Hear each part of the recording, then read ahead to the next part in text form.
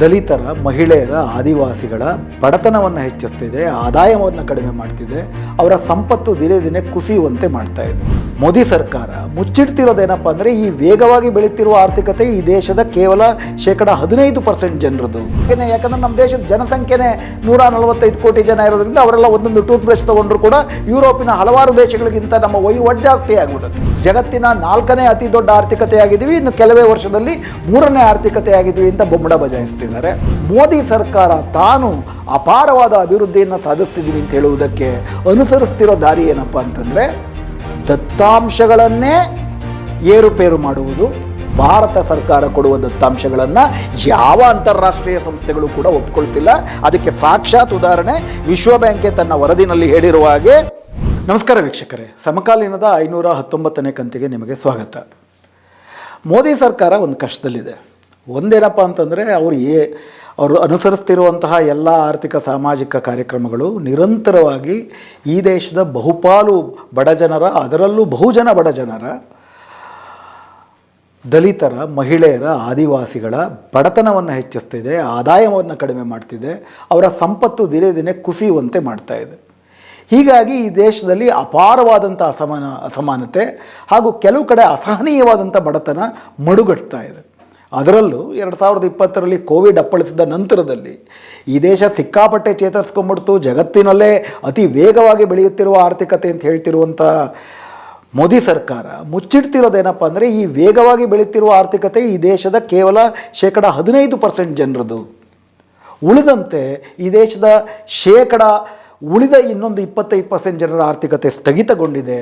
ಉಳಿದಂತೆ 50% ಈ ದೇಶದ ಪಿರಮಿಡ್ಡಿನ ತಳಭಾಗದಲ್ಲಿರುವಂತಹ 50% ಜನರ ಆರ್ಥಿಕತೆ ದಿನೇ ದಿನೇ ದಿನೇ ಬಿಗಡಾಯಿಸ್ತಾ ಇದೆ. ಅವರು ಬಡತನದ ರೇಖೆಗಿಂತ ಚೂರು ಮೇಲಿದ್ದರೆ ಇನ್ನೂ ಬಡತನದ ಪಾತಾಳಕ್ಕೆ ಕುಸಿದೋಗ್ತಿದ್ದಾರೆ ಅನ್ನೋದೇ ನಿರಂತರವಾಗಿ ದಿನನಿತ್ಯದ ಬದುಕಿನಲ್ಲಿ ದೇಶ ಕಂಡುಕೊಳ್ತಿರುವಂಥ ಸಂಗತಿ.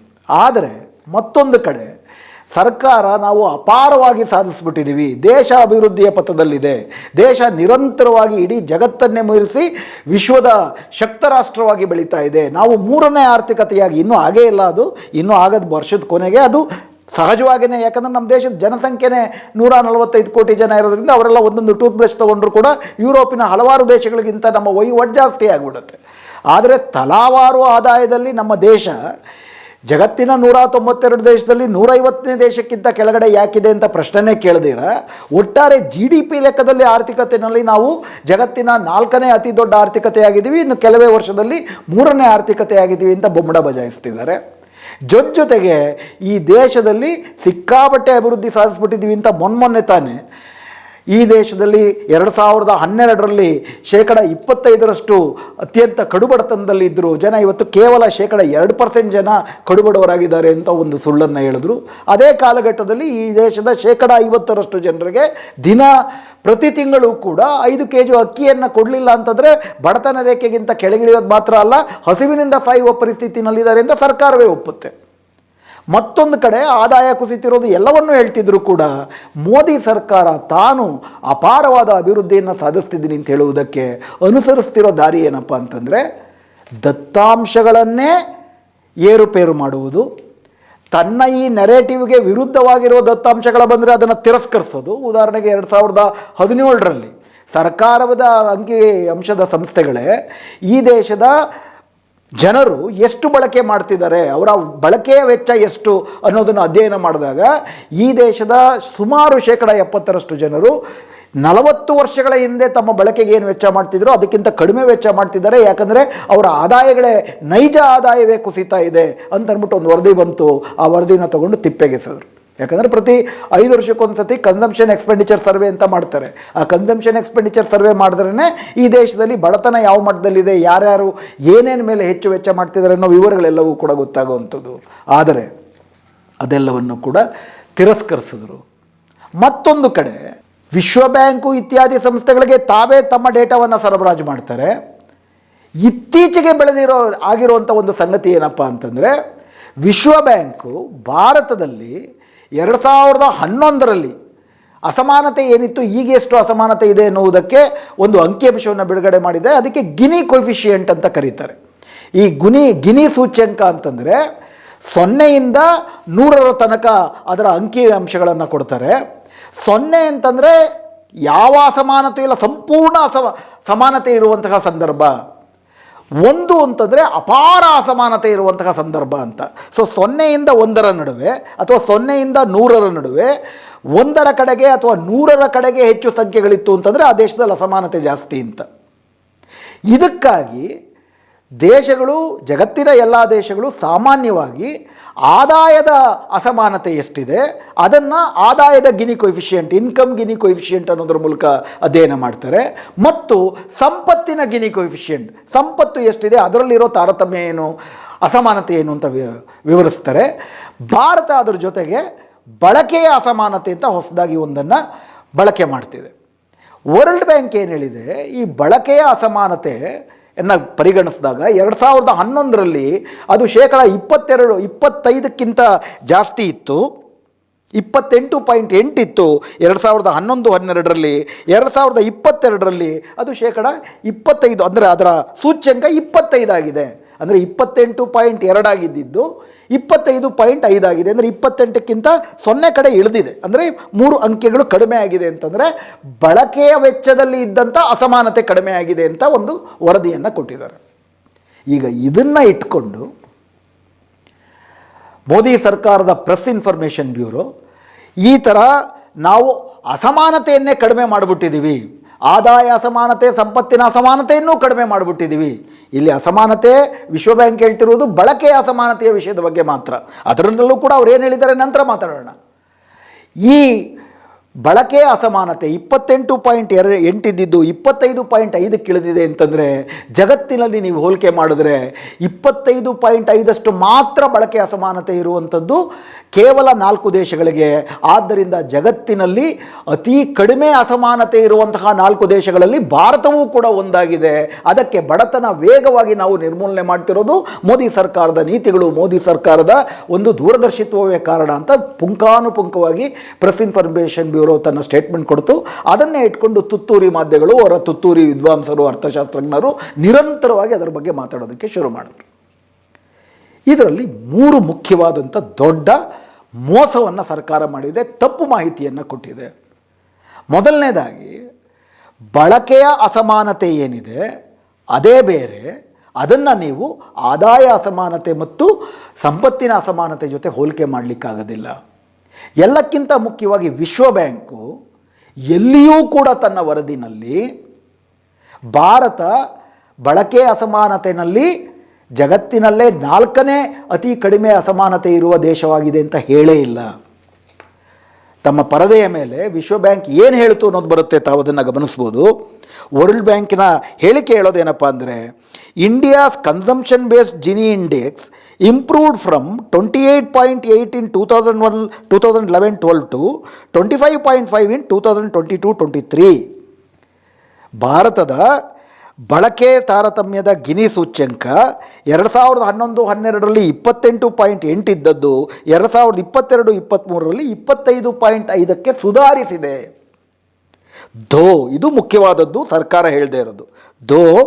Inequality may be under estimated due to data limitations. ಆದರೂ ಈ ಅಸಮಾನತೆಯ ಕುಸಿತ ಅನ್ನುವಂತಹ ಒಂದು ಹೇಳಿಕೆ ಒಂದು ಸರಿಯಾದಂಥ ಹೇಳಿಕೆ ಆಗಿಲ್ಲದೇ ಇರಬಹುದು. ಯಾಕಪ್ಪ ಅಂತಂದರೆ ದತ್ತಾಂಶಗಳಲ್ಲಿ ಸಮಸ್ಯೆ ಇದೆ, ದತ್ತಾಂಶಗಳಲ್ಲಿ ಮಿತಿ ಇದೆ.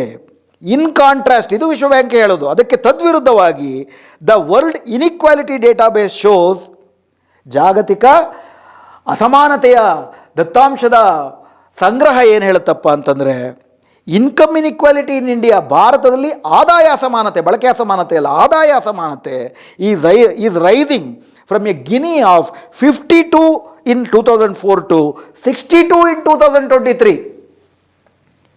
ಬಳಕೆ ಸೂಚ್ಯಂಕದಲ್ಲಿ 28 ಇದ್ದು 25ಕ್ಕೆ ಅಂದರೆ 0 ಕಡೆ ಕುಸಿತು. ಆದರೆ ಆದಾಯ ಅಸಮಾನತೆಯಲ್ಲಿ 2011ರಲ್ಲಿ 52 ಇದ್ದಿದ್ದು 62 ಆಗಿದೆ. ಅಂದರೆ 100ರ ಕಡೆಗೆ ಮುಂದುವರಿತು, ಅಂದರೆ ಅಸಮಾನತೆ ಜಾಸ್ತಿ ಆಯಿತು. ವೇಜ್ ಡಿಸ್ಪ್ಯಾರಿಟಿ ರಿಮೈನ್ಸ್ ಹೈ, ಇವತ್ತಿಗೂ ಕೂಡ ಕೂಲಿನಲ್ಲಿ ತಾರತಮ್ಯ, ಆದಾಯ ವೇತನದಲ್ಲಿ ತಾರತಮ್ಯ ಅಗಾಧವಾಗಿದೆ. with median earning from top 10% being 13 times higher than the bottom of 10% in 2024. ಅಂದರೆ ಪಿರಮಿಡ್ನ ಮೇಲ್ತುದಿಯಲ್ಲಿರುವಂತಹ ಜನ ಕೆಳತುದಿಯಲ್ಲಿರೋರಿಗಿಂತ 13 ಪಟ್ಟು ಜಾಸ್ತಿ ವೇತನ ಅನ್ನಿ ಅಥವಾ ಸಂಬಳ ಅನ್ನಿ ಕೂಲಿಯನ್ನಿ ಅದನ್ನು ಪಡೀತಿದ್ದಾರೆ. ಅಗಾಧವಾದಂಥ ಕೂಲಿ ಅಸಮಾನತೆ ಇದೆ, ವೇತನ ಅಸಮಾನತೆ ಇದೆ, ಅಗಾಧವಾದಂಥ ಆದಾಯ ಅಸಮಾನತೆ ಇದೆ ಮತ್ತು ಬಳಕೆಯ ಅಸಮಾನತೆಯನ್ನು ನಾವು ಹೇಳಬೇಕಾದ್ರೆ ದತ್ತಾಂಶಗಳ ಕೊರತೆ ಇದೆ. ಇದೆಲ್ಲವನ್ನು ವರ್ಲ್ಡ್ ಬ್ಯಾಂಕ್ ಹೇಳುತ್ತೆ. ಮೊದಲನೆಯ ವಾಕ್ಯವನ್ನು ಬಿಟ್ಟರೆ ಬೇರೆ ಯಾವ ವಾಕ್ಯನೂ ಹೇಳಿಲ್ಲ. ಮತ್ತು ಅದನ್ನೇ ಮುಂದುವರೆದು ಏನಿವರು ಗಿನಿ ಕೊಯಿಫಿಷಿಯೆಂಟಲ್ಲಿ ಬಳಕೆಯ ಸೂಚ್ಯಂಕದಲ್ಲಿ 4 ದೇಶಗಳಲ್ಲಿ ಜಗತ್ತಿನ 4 ದೇಶಗಳಲ್ಲಿ ನಾವು ಒಂದಾಗಿದ್ದೀವಿ ಅಂತ ಹೇಳ್ತಾರೆ. ಅಲ್ಲೆಲ್ಲೂ ಕೂಡ ಈ ರೀತಿಯ ಬಳಕೆಯ ಸೂಚ್ಯಂಕವನ್ನು ಇಟ್ಕೊಳ್ಳೋದೇ ಇಲ್ಲ. ಅದನ್ನು ಬಳಸೋದು ಭಾಳ ಕಡಿಮೆ. ಸ್ಲೋವೇನಿಯಾ ಇತ್ಯಾದಿ ದೇಶಗಳು ಮಾತ್ರ ಅದನ್ನು ಬಳಸ್ತವೆ. ಅಂದರೆ ಹಸಿ ಸುಳ್ಳು ಹೇಳಿದ್ದಾವೆ. ಬಳಕೆ ತಾರತಮ್ಯದ ಗಿನಿ ಕೊಯಿಫಿಷಿಯೆಂಟಲ್ಲೇ ವಿಶ್ವ ಬ್ಯಾಂಕ್ ಹೇಳಿರೋದು ಇದು ಸಂಪೂರ್ಣವಾಗಿ ನಂಬಲಾರ್ಹವಲ್ಲ, ಯಾಕಂದರೆ ದತ್ತಾಂಶದ ಕೊರತೆ ಇದೆ. ಅದರ ಬದಲಿಗೆ ಅವ್ರು ಹೇಳ್ತಿರೋದೇನು, ಆದಾಯದ ಅಸಮಾನತೆ 10 ವರ್ಷಕ್ಕೆ ಹೋಲಿಸಿದ್ರೆ 10 ಅಂಶಗಳು ಜಾಸ್ತಿ ಆಗಿದೆ. 52 ಇದ್ದಿದ್ದು 62 ಆಗಿದೆ. ಕೂಲಿ ತಾರತಮ್ಯ 13 ಪಟ್ಟು ಜಾಸ್ತಿ ಆಗಿದೆ. ಅಷ್ಟು ಮಾತ್ರ ಅಲ್ಲ, ಇದೇ ವರದಿ ಮತ್ತು ಹೇಳೋದೇನಪ್ಪ ಅಂತಂದರೆ ಆದಾಯದ ಗಿನಿನಲ್ಲಿ, ಆದಾಯದ ಅಸಮಾನತೆಯ ಸೂಚ್ಯಂಕದಲ್ಲಿ ಭಾರತ 2019ರಲ್ಲಿ 115ನೇ ಸ್ಥಾನದಲ್ಲಿತ್ತು. 2019ರಲ್ಲಿ 10 ವರ್ಷ ಆದಮೇಲೆ ಅದು 176ನೇ ಸ್ಥಾನಕ್ಕೋಯ್ತು. ಜಗತ್ತಿನ ಅತ್ಯಂತ ಆದಾಯ ಅಸಮಾನತೆ ಇರುವಂತಹ ದೇಶಗಳಲ್ಲಿ 2009ರಲ್ಲಿ ಬರೀ 115ನೇ ಸ್ಥಾನದಲ್ಲಿದ್ದಂಥ ನಾವಿವತ್ತು 176ನೇ ಸ್ಥಾನಕ್ಕೆ, ಅಂದರೆ ಹೆಚ್ಚು ಕಡಿಮೆ 2 ಪಟ್ಟಷ್ಟು ಅಸಮಾನತೆ ಆದಾಯದ ತಾರತಮ್ಯದಲ್ಲಿ ಜಾಸ್ತಿಯಾಗಿದೆ. ಅಷ್ಟು ಮಾತ್ರ ಅಲ್ಲ, 2024ರಲ್ಲಿ ಆಕ್ಸ್ಫಾಮ್ ಅನ್ನುವಂತಹ ಸಂಸ್ಥೆ ಜಾಗತಿಕವಾಗಿ ಆದಾಯ ಅಸಮಾನತೆ ಮತ್ತು ಸಂಪತ್ತಿನ ಅಸಮಾನತೆ ಬಗ್ಗೆ ಅಧ್ಯಯನ ಮಾಡ್ತಾರೆ. ಅದರಲ್ಲಿ ಭಾರತದ ಬಗ್ಗೆ ವಿಶೇಷವಾದಂಥ ಅಧ್ಯಾಯವನ್ನು ಎತ್ತಿಟ್ಟಿದ್ದಾರೆ. ಅವ್ರ ಪ್ರಕಾರ ಭಾರತದಲ್ಲಿ 2023-24ರಲ್ಲಿ ಭಾರತದ ಕೇವಲ 10% ಜನ, ಮೇಲ್ವರ್ಗದ ಜನ, ಭಾರತದ ಒಟ್ಟಾರೆ ಸಂಪತ್ತಿನ 77% ಸಂಗ್ರಹಿಸಿಟ್ಟುಕೊಂಡಿದ್ದರು. ಹಾಗೂ 2000ನೇ ಇಸ್ವಿನಲ್ಲಿ ಭಾರತದಲ್ಲಿ ಕೇವಲ 9 ಜನ ಬಿಲಿಯನರ್ಗಳಿದ್ದರೆ, ಕೋವಿಡ್ ಬರಲಿ ಮತ್ತೊಂದು ಬರಲಿ, ಭಾರತದಲ್ಲಿ ಬಡವರ ಸಂಖ್ಯೆ ನಿರಂತರವಾಗಿ ಜಾಸ್ತಿ ಆಗಲಿ, 2024ರಲ್ಲಿ 119 ಜನ ಬಿಲಿಯನರ್ಗಳಾಗಿದ್ದಾರೆ. ಅದೇ ಸಮಯದಲ್ಲಿ ಸುಮಾರು 6.5 ಕೋಟಿ ಜನ ಬಡತನ ರೇಖೆಗಿಂತ ಮೇಲಿದ್ದವರು ಇವತ್ತು ಬಡತನದ ಪಾತಾಳಕ್ಕೆ ಕುಸಿದೋಗಿದ್ದಾರೆ. ಅಷ್ಟು ಮಾತ್ರ ಅಲ್ಲದಿರ ಇವತ್ತು ವೇತನ ಮತ್ತು ಆದಾಯ ತಾರತಮ್ಯ ಹೇಗಿದೆಯಪ್ಪ ಅಂತಂದರೆ, ಇವತ್ತು ಭಾರತದಲ್ಲಿ ಕನಿಷ್ಠ ಕೂಲಿಗೆ ಕೆಲಸ ಮಾಡುವಂತಹ ಒಬ್ಬ ಕಾರ್ಮಿಕ, ಗಾರ್ಮೆಂಟ್ನಲ್ಲಿ ಕೆಲಸ ಮಾಡುವಂತಹ ಒಬ್ಬ ಕೂಲಿ ಕಾರ್ಮಿಕ ಅಥವಾ ಕಾರ್ಮಿಕಳು ಅದೇ ಗಾರ್ಮೆಂಟ್ ಕಂಪನಿಯ ಎಕ್ಸಿಕ್ಯೂಟಿವ್ ಡೈರೆಕ್ಟರ್, ಓನರ್ ಅಂತ ಇಟ್ಕೊಳ್ರಿ, ಅವನ ಮಟ್ಟದ ಒಂದು ಆದಾಯವನ್ನು ಪಡಿಬೇಕಂತಂದರೆ 941 ವರ್ಷ ಕಳೀಬೇಕು ಅಂತ ಆಕ್ಸ್ಫಾಮ್ ಸಂಸ್ಥೆ ಹೇಳುತ್ತೆ. ಅಂದರೆ ಒಂದು ಕಡೆ ಅಗಾಧವಾದಂಥ ಆದಾಯ ಅಸಮಾನತೆ ಇದೆ, ಒಂದು ಕಡೆ ಸಂಪತ್ತು ಬಡವರದು ಕುಸಿತಾ ಇದೆ, ಆದರೆ ಬಳಕೆ ಮಾತ್ರ ಜಾಸ್ತಿ ಆಗ್ತಿದೆ. ಬಳಕೆ ಅಸಮಾನತೆ ಯಾಕೆ ಒಂದು ಪ್ರಧಾನವಾದಂಥ ಮಾನದಂಡ ಆಗಲ್ಲ ಅಂತಂದರೆ, ಬಳಕೆ ಹೆಂಗೆ ನಡೆಯುತ್ತೆ? ಉದಾಹರಣೆಗೆ ಒಬ್ಬ ಕಾರ್ಮಿಕ 200 ರೂಪಾಯಿ ಸಂಪಾದನೆ ಮಾಡ್ತಾನೆ ಅಂತಂದರೆ, ಆ 200 ರೂಪಾಯಿನೂ ಕೂಡ ಅವನೇನಾದರೂ ಖರೀದಿ ಮಾಡಬೇಕು, ಬಳಕೆ ಮಾಡಿಬಿಡಬೇಕು. ಯಾಕಂದರೆ ಎಲ್ಲವನ್ನೂ ಕೂಡ ಅವನು ಕೊಂಡೇ ತಿನ್ನಬೇಕು. ಉಳಿತಾಯಕ್ಕೆ ಅಲ್ಲಿ ಸ್ಕೋಪೇ ಇರೋದಿಲ್ಲ. ಅದೇ ದಿನಕ್ಕೆ 1000 ರೂಪಾಯಿ ಬಂತು ಅಂತಂದರೆ ಅವನು ಕೂಡ 250-300 ರೂಪಾಯೋ ಮಾತ್ರನೇ ವೆಚ್ಚ ಮಾಡ್ತಾನೆ, ಉಳಿದ ಒಂದು 300-400 ರೂಪಾಯಿನ ಸೇವಿಂಗ್ ಮಾಡ್ತಾಳೆ. ಉಳಿದಂತೆ ದೊಡ್ಡ ಶ್ರೀಮಂತರು 1%, 10% ಅಷ್ಟು ಯಾರಿದ್ದಾರೆ ಈ ಶ್ರೀಮಂತರು, ಅವ್ರ ಆದಾಯ ಎಷ್ಟು ಅನ್ನೋದು ಗೊತ್ತಾಗೋದಿಲ್ಲ, ಉಳಿತಾಯ ಎಷ್ಟು ಮಾಡಿದರೆ ಅವ್ರು ಯಾವತ್ತೂ ಕೂಡ ಸತ್ಯ ಹೇಳೋದೇ ಇಲ್ಲ. ಯಾಕಂತಂದ್ರೆ ಸತ್ಯ ಹೇಳಿದ್ರೆ ಟ್ಯಾಕ್ಸ್ ಕಟ್ಟಬೇಕಾಗತ್ತೆ. ಹೀಗಾಗಿ ಬಳಕೆ ಹೆಚ್ಚು ಕಡಿಮೆ ಮೇಲ್ವರ್ಗದವರಿರಲಿ ಕೆಳವರ್ಗದವರಿರಲಿ ಸ್ವಲ್ಪ ಹೆಚ್ಚು ಕಡಿಮೆ ಸಾಮ್ಯತೆ ಇರುತ್ತೆ. ಅದರಲ್ಲೂ ಕೂಡ ಕೆಳವರ್ಗದ ಜನರಿಗೆ ಸ್ವಲ್ಪ ಆದಾಯ ಜಾಸ್ತಿ ಬಂದರೆ ಏನು 2 ಹೊತ್ತು ಊಟ ಮಾಡ್ತಿದ್ದವ್ರು 3 ಹೊತ್ತು ಊಟ ಮಾಡ್ತಾರೆ, ಬಳಕೆ ಜಾಸ್ತಿ ಮಾಡ್ತಾರೆ, ಒಂದಷ್ಟು ಬಟ್ಟೆ ಖರೀದಿ ಮಾಡ್ತಾರೆ. ಇದು ಅಸಮಾನತೆ ಕಡಿಮೆ ಆದಂಗಲ್ಲ, ದಿನಗತ್ಯ ಅವಶ್ಯಕತೆಗಳನ್ನು ಕೊಂಡುಕೊಳ್ಳಲೆಕ್ಕ ಅದು ಅಂತ. ಇದು ಅಸಮಾನತೆಯನ್ನು ಹಂಗೆ ಹಿಡಿದಿಡಿಯೋದೇ ಇಲ್ಲ. ಯಾಕಂದರೆ ಹೆಚ್ಚು ಆದಾಯವರು ಉಳಿತಾಯ ಮಾಡ್ತಾರೆ, ಉಳಿತಾಯ ರಿಫ್ಲೆಕ್ಟೇ ಆಗೋದಿಲ್ಲ ಅವರ ಆದಾಯದಲ್ಲಿ. ಅವರ ಸಂಪತ್ತಿನಲ್ಲಿ ರಿಫ್ಲೆಕ್ಟ್ ಆಗೋದಿಲ್ಲ ಅದು. ಹೀಗಾಗಿ ಜಗತ್ತಿನ ಯಾವ ತಲೆಸರಿ ಇರುವ ದೇಶಗಳು ಕೂಡ ಬಳಕೆಯ ತಾರತಮ್ಯವನ್ನು, ಒಟ್ಟಾರೆ ತಾರತಮ್ಯವನ್ನು, ಆ ದೇಶದಲ್ಲಿರುವ ತಾರತಮ್ಯದ ಸೂಚ್ಯಂಕವಾಗಿ ಗಮನಿಸುವುದೇ ಇಲ್ಲ. ಹೀಗಾಗಿಯೇ ಜಗತ್ತಿನಲ್ಲಿ ಬಹುಪಾಲು ದೇಶಗಳು ಬಳಕೆಯ ತಾರತಮ್ಯವನ್ನು ಪರಿಗಣನೆಗೆ ತೆಗೆದುಕೊಳ್ಳೋದಿಲ್ಲ. ಅವರು ಪ್ರಧಾನವಾಗಿ ತೆಗೆದುಕೊಳ್ಳುವುದು ಆದಾಯ. ಅದರಲ್ಲೂ ಕೂಡ ಸಮಸ್ಯೆ ಇದೆ. ಆದಾಯವನ್ನು ಅವ್ರು ಘೋಷಿಸಬೇಕು. ಟ್ಯಾಕ್ಸ್ ಆದಮೇಲೆ ಎಷ್ಟು ಆದಾಯ ಬಂತು ಅಂತ ಅವ್ರೇನು ಘೋಷಣೆ ಮಾಡಿರ್ತಾರೆ ಅದನ್ನೇ ಆಧರಿಸಿಟ್ಕೋಬೇಕು.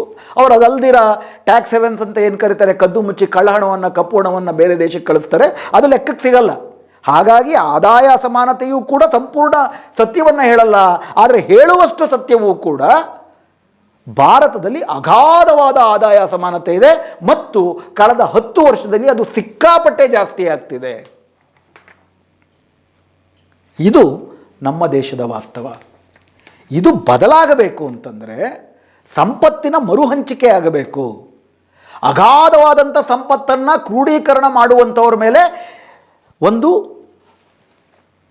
ಹಗ್ಗವನ್ನು ಬಿಗಿಬೇಕು.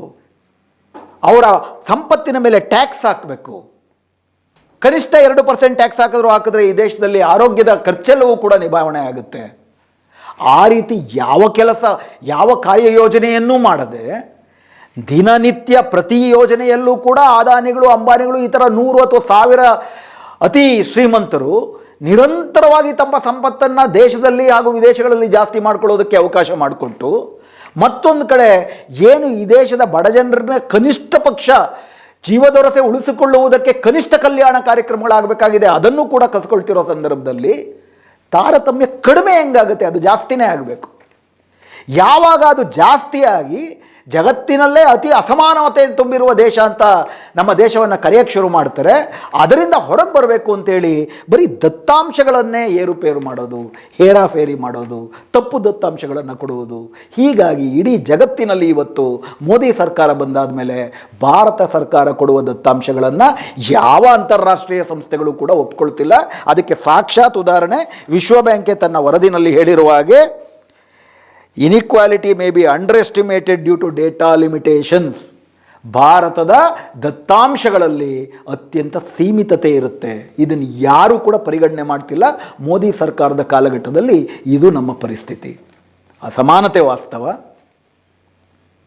ತಾರತಮ್ಯ ವಾಸ್ತವ, ಅಗಾಧವಾದಂಥ ಸಂಪತ್ತು ಒಂದು ಕಡೆ ಕೇಂದ್ರೀಕರಣ ಆಗ್ತಿದೆ, ಅಸಹನೀಯವಾದಂಥ ಬಡತನ, ದಾರುಣತೆ, ಸಂಕಷ್ಟಗಳು ಒಂದು ಕಡೆ ಕೇಂದ್ರೀಕರಣ ಆಗ್ತಿದೆ. ಇವೆಲ್ಲಕ್ಕೂ ಕೂಡ ಮೋದಿ ಸರ್ಕಾರವೇ ಕಾರಣ. ಅದನ್ನು ಮುಚ್ಚಿಕೊಳ್ಳುವುದಕ್ಕೆ ಸುಳ್ಳು ಅಂಕಿ ಸಂಖ್ಯೆಗಳ ಪೊಳ್ಳು ಬಟ್ಟೆಯನ್ನು ಅದು ಹೊತ್ಕೊಳ್ತಾ ಇದೆ. ಆದರೆ ರಾಜ, ನೀನು ಬೆತ್ತಲೆ ಇದೆಯಾ ಅನ್ನುವ ಸತ್ಯವನ್ನು ಹೇಳುವುದಕ್ಕೆ ಮಾಧ್ಯಮಗಳು ಹಿಂಜರಿತವೆ ಮತ್ತು ಮಾಧ್ಯಮಗಳನ್ನು ಕೂಡ ಕೊಂಡ್ಕೊಳ್ಳೋದ್ರಿಂದ ಈ ಸತ್ಯ ಹೊರಗಡೆ ಬರ್ತಿಲ್ಲ. ಆದರೂ ಕೂಡ ಈ ಸತ್ಯವನ್ನು ಕೆಲವಾದರೂ ಮಾಧ್ಯಮಗಳು, ಕೆಲವಾದರೂ ಜನಪರ ಅರ್ಥಶಾಸ್ತ್ರಜ್ಞರು ವಿಶ್ವ ಬ್ಯಾಂಕೇ ಹೇಳಿರುವಂತಹ ಅಂಕಿಅಂಶಗಳನ್ನು ಅವರ ಒಟ್ಟಾರೆ ವರದಿಯನ್ನು ಮುಂದಿಟ್ಟು ಬಯಲು ಮಾಡಿದವೆ. ನಿಜಕ್ಕೂ ಸತ್ಯವಾಗಿ ಆಗಬೇಕು ಅನ್ನುವಂಥವ್ರು ಸತ್ಯವನ್ನು ಪ್ರಧಾನವಾಗಿ ಇಟ್ಟುಕೊಳ್ಳಬೇಕು. ಸುಳ್ಳು ಹೇಳಿ ಭಾರತದ ಮರ್ಯಾದೆ ಹರಾಜು ಮಾಡ್ತಿರುವ ಮೋದಿ ಸರ್ಕಾರವನ್ನು ಪ್ರಶ್ನಿಸಬೇಕು ಅಂತ ನನಗನ್ಸುತ್ತೆ. ತಮಗೇನನ್ಸುತ್ತೆ ತಿಳಿಸಿ. ನಮಸ್ಕಾರ.